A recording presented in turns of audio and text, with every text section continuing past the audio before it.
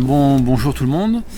Moi, je vais d'abord me présenter. Donc, je suis Jérôme Jury, je suis arboriculteur donc, à Saint-Prin, donc, dans la vallée du Rhône.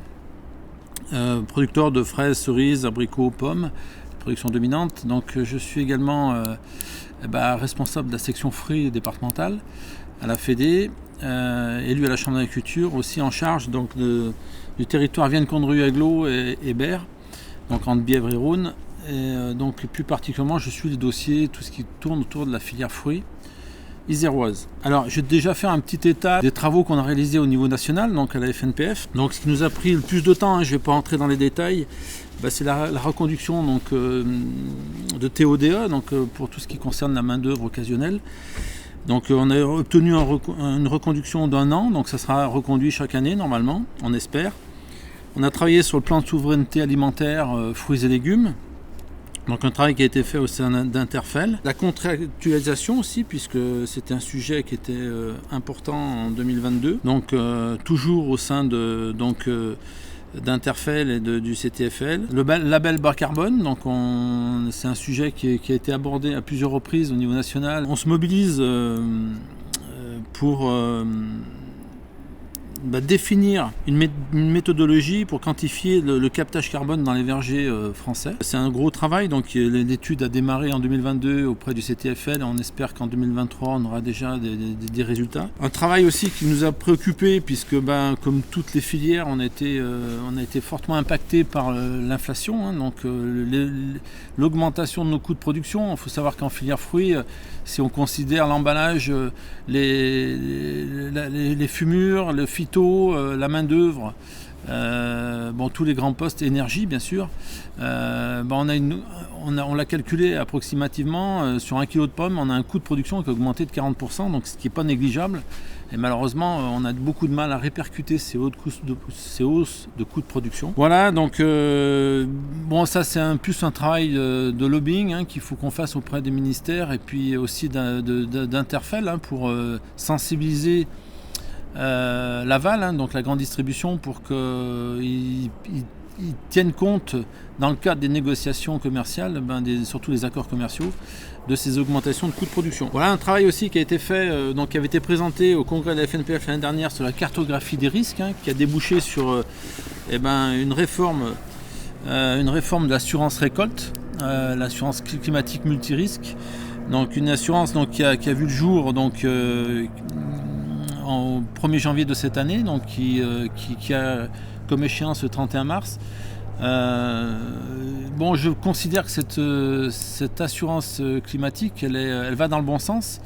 Elle répond aux souhaits que nous avions, nous, producteurs de fruits. Ceci dit, il y a des petites imperfections comme la méthode de calcul de la cotisation et de l'indemnisation, hein, donc le capital assuré, donc qui est basé sur les performances économiques de chaque exploitation, hein, puisque on doit calculer nos moyennes triennales ou notre moyenne olympique qui sert de base de calcul à l'assurance récolte. Voilà, donc cette assurance, moi je pense qu'elle est évolutive, hein, c'est une année d'expérimentation, mais il faut à tout prix qu'on s'investisse, nous, filières, dans des orientations qui tiennent plus compte des spécificités locales. Donc moi, si on prend le cas de l'Isère, on a eu 5 aléas climatiques ces 5 dernières années. Donc forcément, on a des références historiques qui sont défavorables et donc qui doivent être prises en compte au niveau de l'État. Donc on espère une évolution pour 2024. Le financement aussi du sanitaire au niveau national, hein, donc comme ça l'avait été fait pour la Charca, on voit arriver un danger pour les nuciculteurs, la maladie des mille chancres, hein, qui est propagée par un scolite. Il y a déjà un projet de décret qui est sorti, qui fait valoir que chaque arbre contaminé, on devra avoir une prospection automatique dans les 500 mètres de rayon autour du foyer, avec à chaque fois un arrachage systématique des parcelles contaminées. Donc est-ce qu'on est pour, est-ce qu'on est contre? Là aussi, il y aura des questions à se poser. Est-ce qu'on fait une lutte stricte, rigoureuse contre ce nouveau ravageur en fait? Il y a encore du travail à faire, et puis je pense que les nuciculteurs doivent prendre vraiment la chose en compte. Et comment on va financer cette prospection au niveau de la noyeraie iséroise?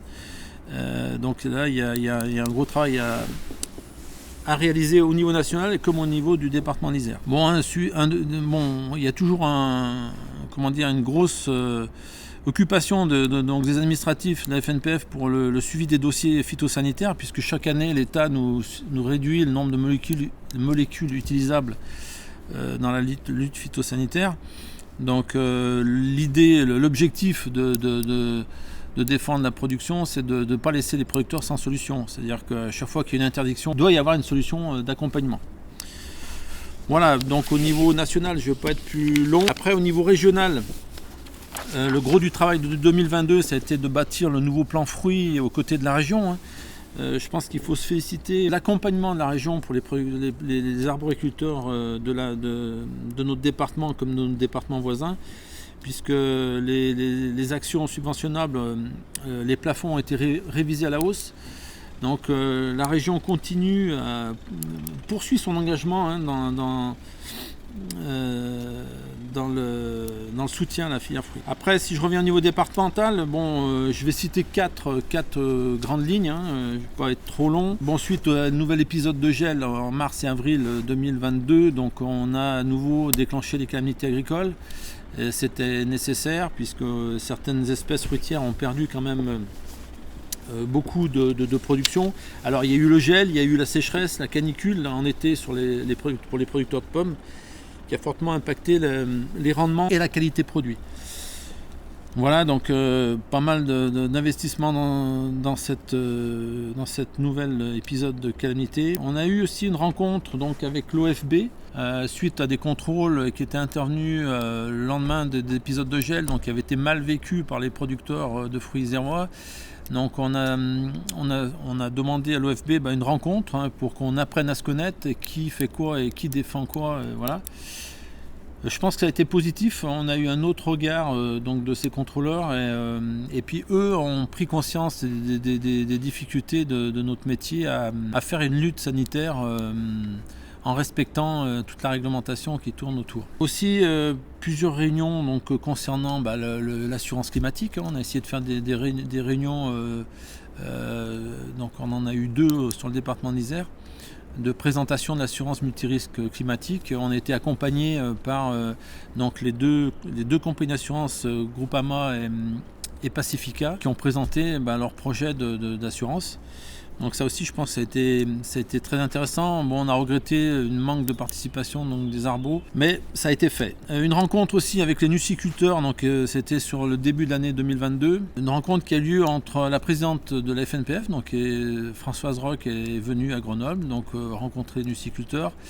Voilà, on a pris conscience des problématiques, au niveau national, il y a une prise de conscience des problématiques des nuciculteurs. Et vice-versa, on a compris qu'il y avait des problèmes dans la filière noix et que ces problèmes ils devaient être défendus au niveau national.